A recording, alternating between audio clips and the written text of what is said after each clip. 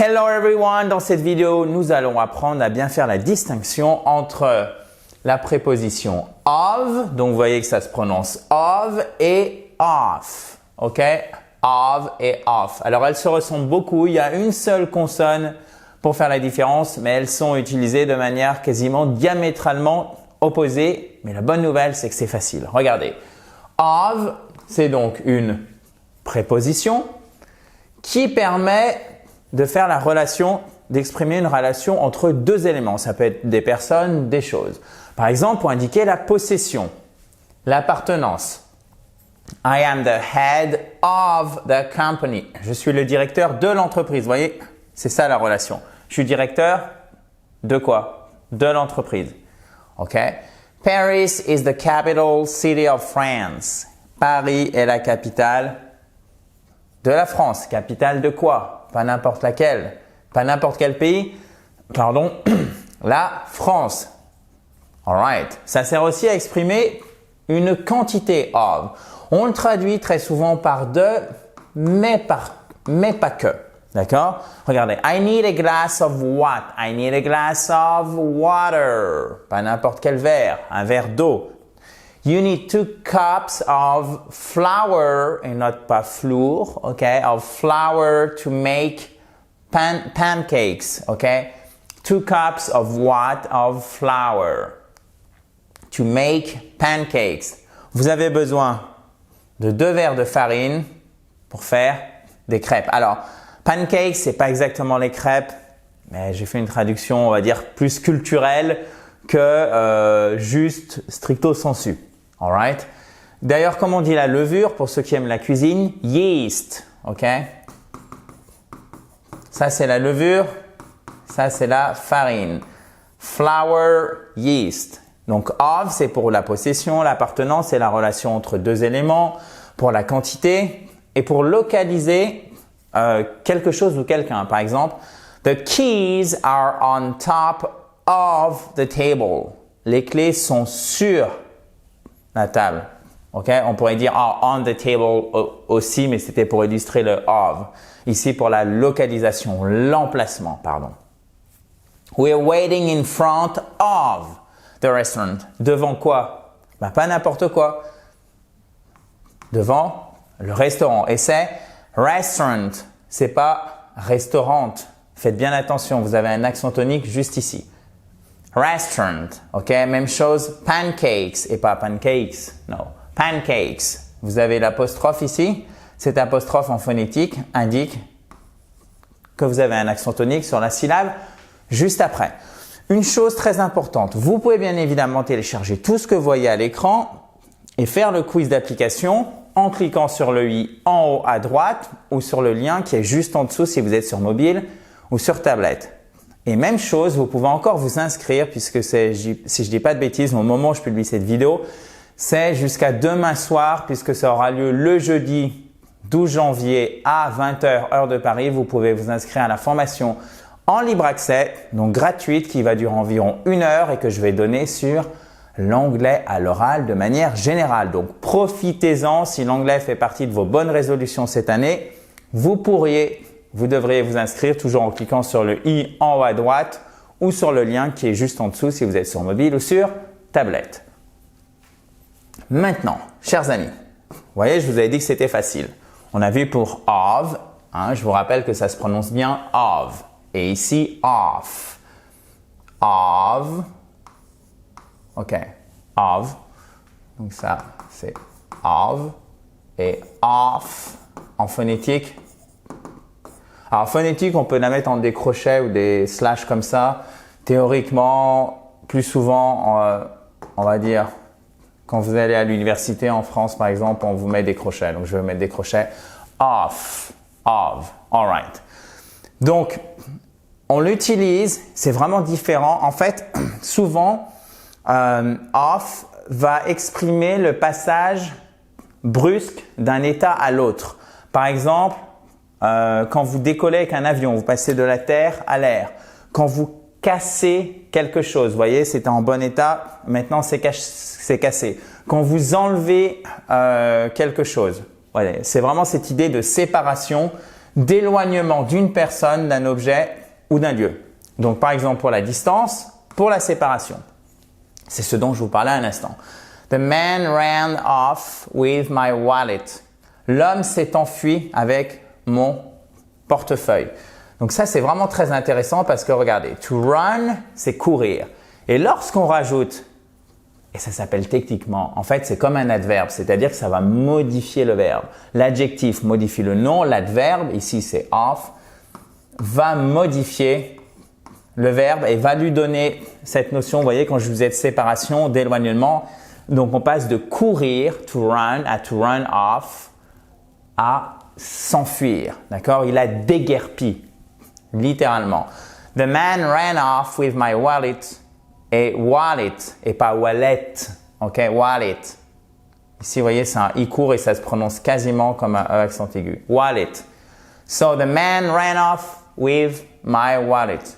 L'homme s'est enfui ou a déguerpi avec mon portefeuille. Donc, vous voyez bien les différences que permet d'apporter off. I'm off to work. Vous voyez?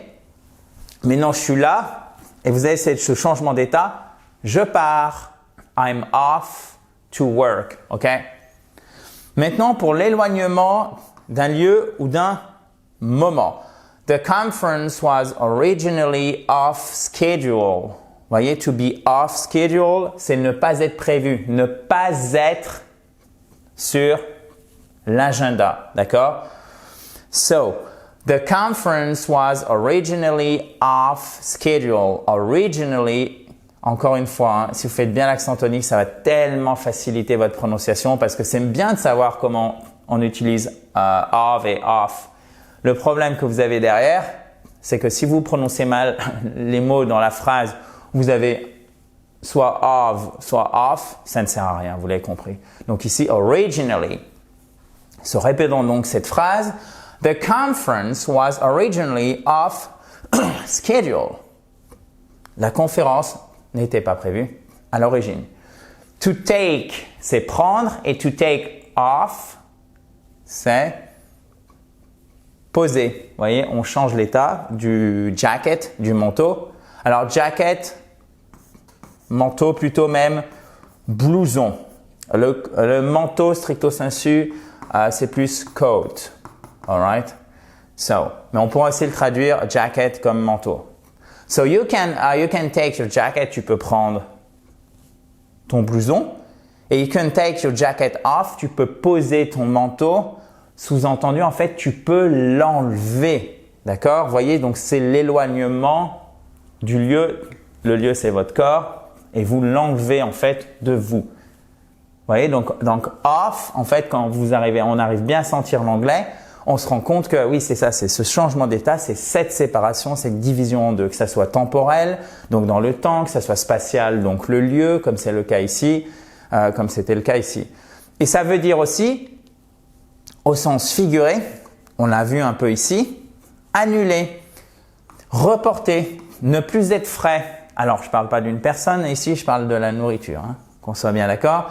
So, for example, the band finally called off their concert. Le groupe a finalement annulé son concert.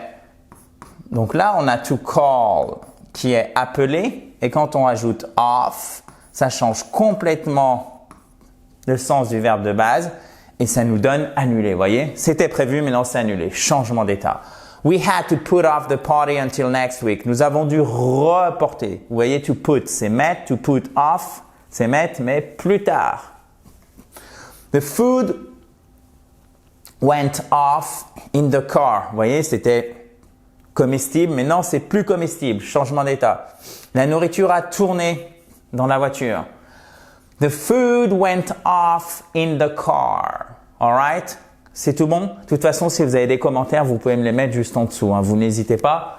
Comme à votre habitude, chers amis, vous savez que nous sommes là pour vous aider à progresser en anglais, bien évidemment. Donc, je vous propose de voir quelques-uns de ces verbes avec off.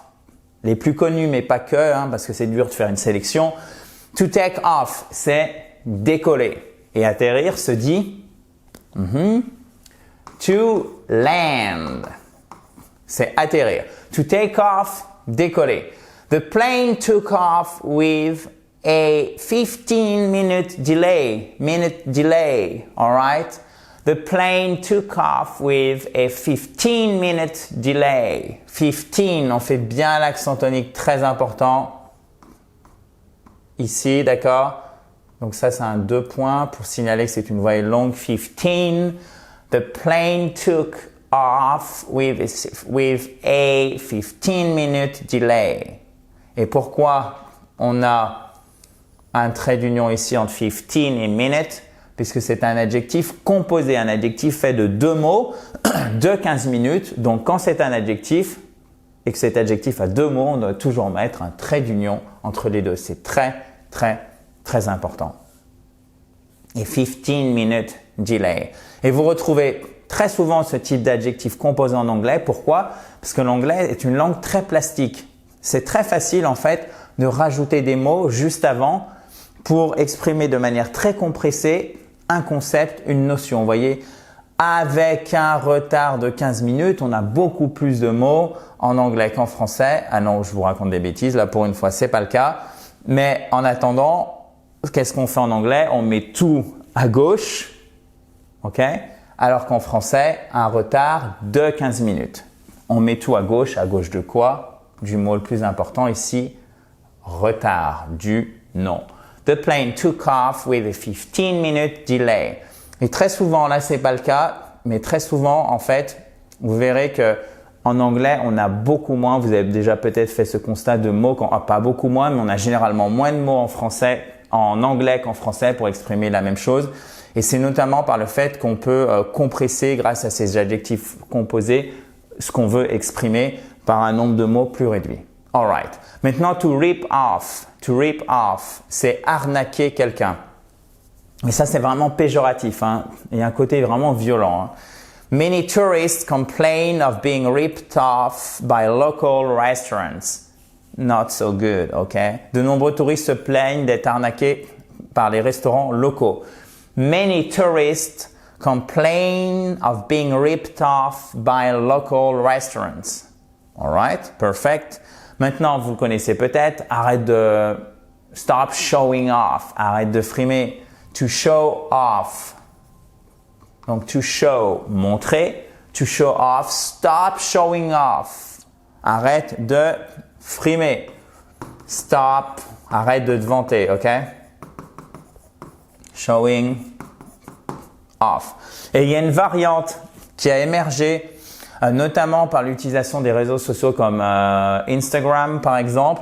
On dit plus to show off, on dit to flex.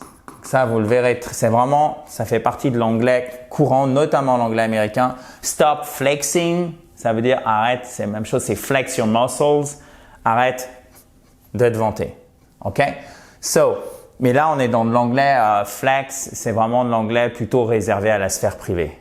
Faut pas utiliser professionnellement, mais d'ailleurs même to show off, ça serait un peu, si je puis faire un anglicisme, touchy, si vous me permettez l'expression.